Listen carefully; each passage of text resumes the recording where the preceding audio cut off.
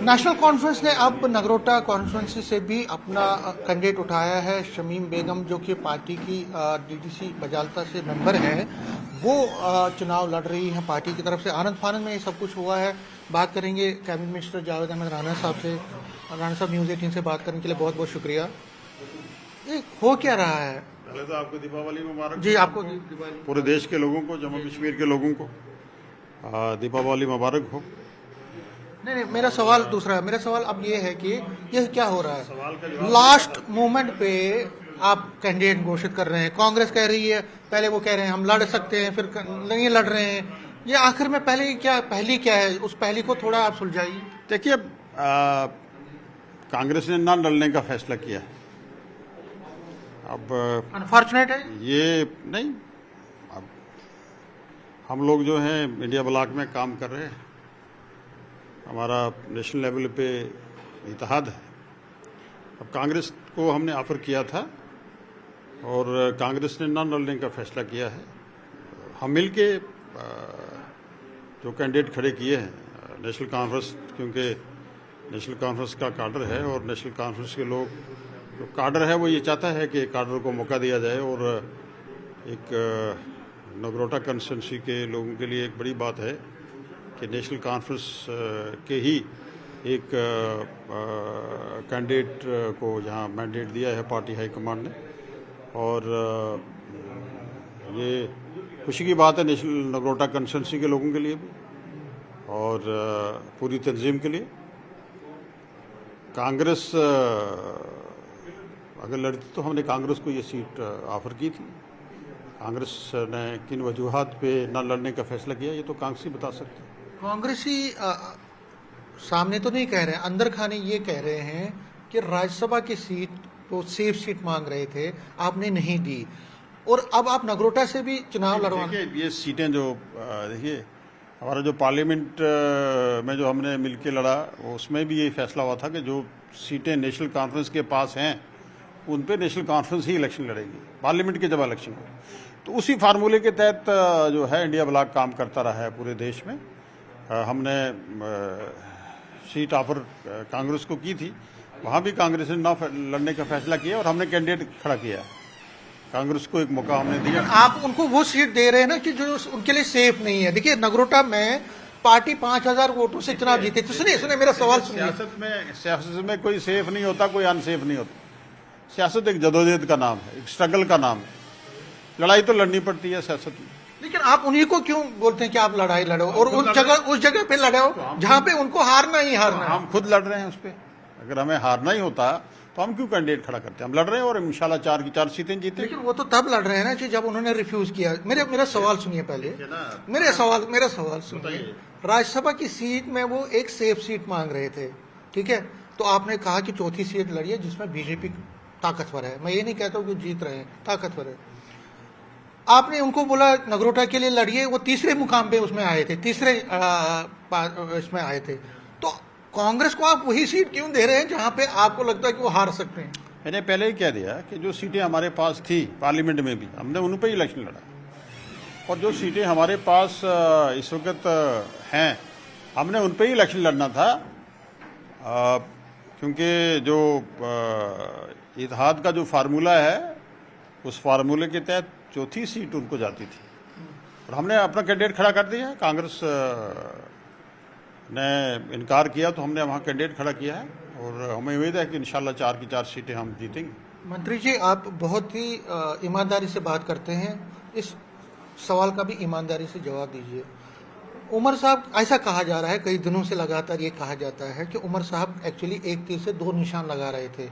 एक कि वो कांग्रेस को एक तरह से खुश करने की कोशिश कर रहे थे कि वो आहत हुए थे राज्यसभा के लिए। दूसरा, उनकी राणा परिवार के साथ एक रही है, एक रिश्ता रहा है, पारिवारिक रिश्ता रहा है, उसको भी वो निभा रहे थे। तो एक तीर से 2 निशान लगा रहे थे। कांग्रेस ने उसका काउंटर किया, उन्होंने रिफ्यूज कर दिया। देखिए, अब काउंटर किया और आप एक तरफ से खुद ही कह रहे हैं कि रिश्ता निभाने की कोशिश हमने की है, तो लिहाजा इस बात को जो है बात से बतंगड़ तो बनानी नहीं चाहिए। हमने उनको ऑफर किया था, उन्होंने नहीं लड़ा। आज भी हम इंडिया ब्लॉक में हैं और मिलके ये इलेक्शन भी इंशाल्लाह लड़ेंगे।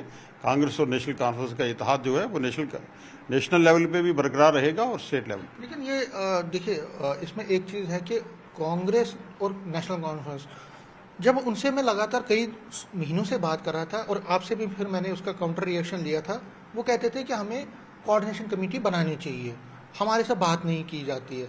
उसके बाद अब राज्यसभा आया तो राज्यसभा में उनको उस हिसाब से जो है वो सीट नहीं मिली।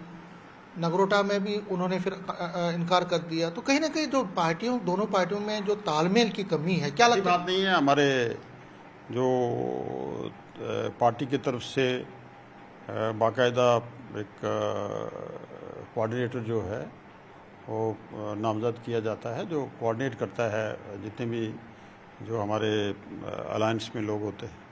तो कांग्रेस के साथ भी तंजीम के जो नुमाइंदा लोग थे वो बात कर रहे थे और बात उनकी चलती रही। लेकिन क्योंकि मैं उनसे बात कर रहा था, वो कहते थे हम चौथी सीट पर भी लड़ सकते थे, लेकिन हमारे को पूछा ही नहीं, किसी ने बात नहीं की। ऐसी बात नहीं है, बाकायदा तौर पे बात होती रही है। मेरी डॉक्टर फारूक साहब से 2 दिन जम्मू आने से पहले मीटिंग हुई थी। उस दिन भी कांग्रेस हमारा जो तंजीम का जो नुमाइंदा था वो कांग्रेस हाई कमांड के साथ बात करके आया था और डॉक्टर साहब को उन्होंने कन्वे किया था। बातचीत चलती रही है और हम कोऑर्डिनेशन में हैं एक दूसरे के, ऐसी बात नहीं है। शायद किस लेवल पे कांग्रेस के हमारे लीडर साहब किसने की बात आप कर रहे हैं, मेरे समझ से बाहर है ये, लेकिन कोऑर्डिनेशन में है। खुद डॉक्टर फारूक अब्दुल्ला दिल्ली में गए थे और सोनिया जी से और राहुल जी से मुलाकात करके आए। उससे बड़ी कौन सी कोऑर्डिनेशन हो सकती है? अच्छा, आगे डॉक्टर साहब की सेहत कितनी खराब थी, वो दिल्ली में थे और सोनिया जी से और राहुल जी से उनकी मुलाकात रही है। तो आगे की जो राह है वो क्या है? क्या नेशनल कॉन्फ्रेंस आगे की राह में अकेले चलेगी या जो आगे की रास्ता है? क्योंकि अब म्यूनिसिपल पोल्स भी है, फिर म्यूनिसिपल पोल्स है, पंचायत पोल्स है, बीडीसी है, डीडीसी पोल। नेशनल लेवल पे इंडिया ब्लॉक में हम काम कर रहे हैं, मिलके काम कर रहे हैं, मिलके इंशाल्लाह इन फ्यूचर में भी मिलके काम करेंगे। तो उनकी जो कंसर्न्स है उसके लिए क्या आप कोई पहल करेंगे? देखिए, मुझे आपको ज़्यादा उनके कंसर्न ज़ाहिर लग रहे हैं मुझे कि आपको ज़्यादा, उनको इतने कंसर्न नहीं है। जो उनके कंसर्न हैं वो एड्रेस किए जाते हैं।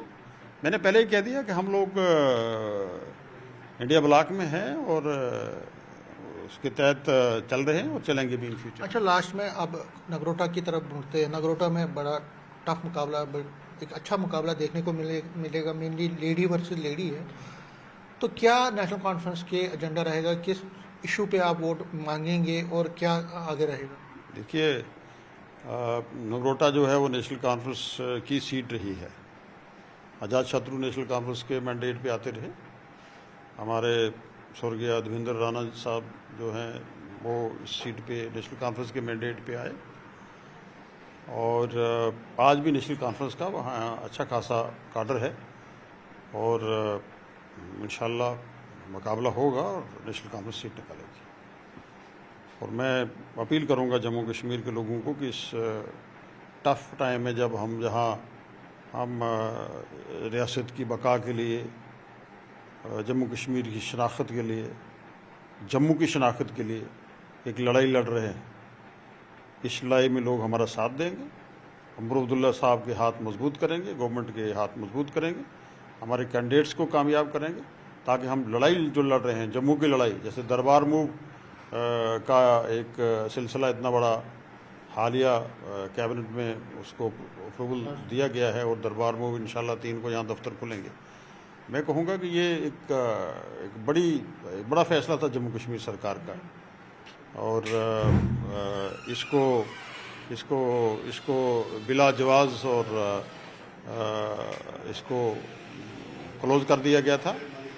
दोबारा दरबार मूव का जो सिलसिला है वो जारी और सारी रहेगा और इससे जम्मू के हित में फैसले होंगे और जम्मू के इंटरेस्ट को हमेशा जम्मू कश्मीर नेशनल कॉन्फ्रेंस ने एड्रेस किया और इन फ्यूचर भी करेगी।